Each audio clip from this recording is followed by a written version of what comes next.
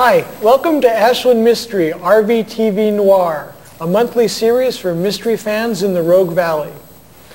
I'm your host, Ed Battistella, and with me tonight is a new arrival to Ashland, Tim Wohlforth. Welcome, Tim. I'm very happy to be here.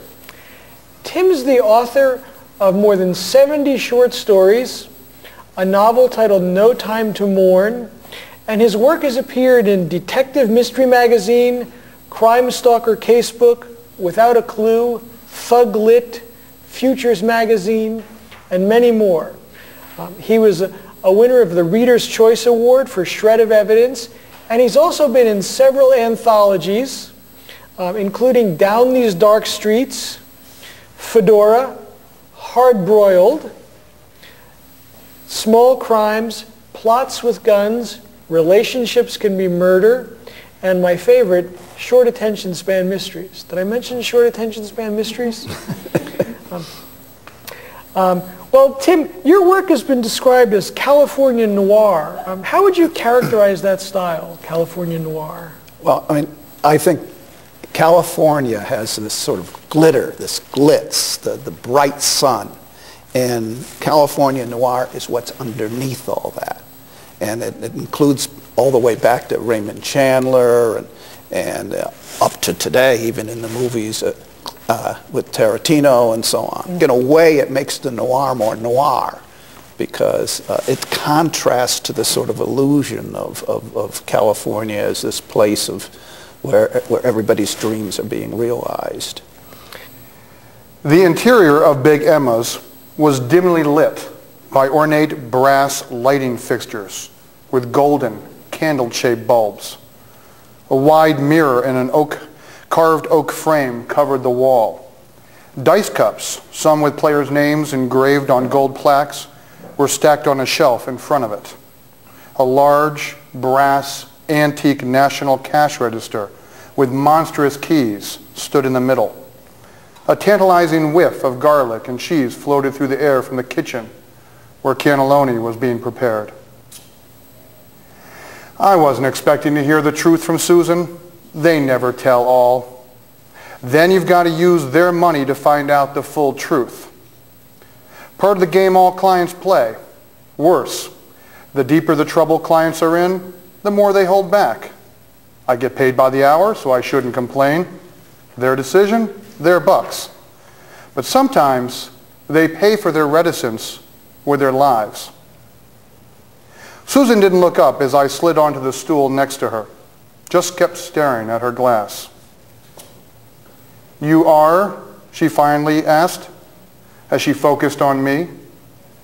At least her glass didn't have to bear the full weight of her intense glare anymore. "Wolf, Jim Wolf." "Oh, Lori sent you." "It's a pleasure to meet you." She held out her quivering hand. I grabbed it and received a limp shake. She withdrew her hand from mine immediately. She smelled of lavender and whiskey. "Lori tells me that someone is trying to kill you." Susan looked up, eyes wide open as fear broke through her alcoholic fog. "I call him Red." "Why?" "He has a red face and drives a red car." "He's the one who killed your husband?" "Now he's following me," she shivered. "I bet he's outside right now." "Just a minute." I was not about to take Susan at her word. Too much booze leads so often to paranoia. So I figured I'd better check out her story. I swung off my stool and made my way out the door. A thick fog swallowed me up as I entered Jack London Square. I felt a cloud of white pressing in on my face like a feather pillow.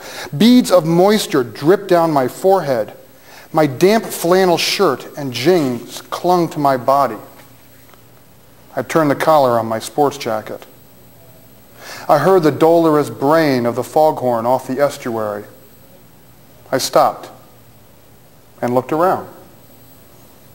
The only light was the shimmering orange glow of Big Emma's behind me. I saw no one. Once again, the bleating of the distant foghorn. I trudged on, The tavern's glow dimmed, then disappeared entirely. I started to check out parked cars. I didn't notice the red Saab until I was almost on top of it. I stopped, backed up a few steps, and strained to make out the license number in the fog. Then I walked casually past the car. A man sat in the driver's seat reading the San Francisco Chronicle under a dome light. He glanced up, eyes glowering through layers of fat, like he was trying to kill me with his stare. Then his lips turned slightly upwards at the corners. I looked away, but too late. He damn well saw me checking him out. Nothing I could do about it. I hurried down the street and tried to lose myself in the fog. I went to the end of the block, crossed over, and headed back to Big Emma's. I couldn't see the cars on the opposite side. A car's engine started. The roar of its motor grew louder. Red must have made a U-turn in the middle of the street. I tried to penetrate the fog. Nothing. Then the glare of headlights pierced the haze. The car bore down upon me.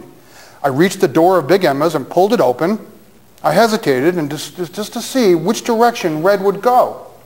Right at me was the answer. He gunned his engine. The car bashed its way up on the sidewalk. Damn it!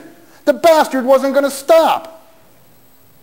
So close that when a puff of fog cleared, I could see his face through the windshield. A smirk. The guy was drooling.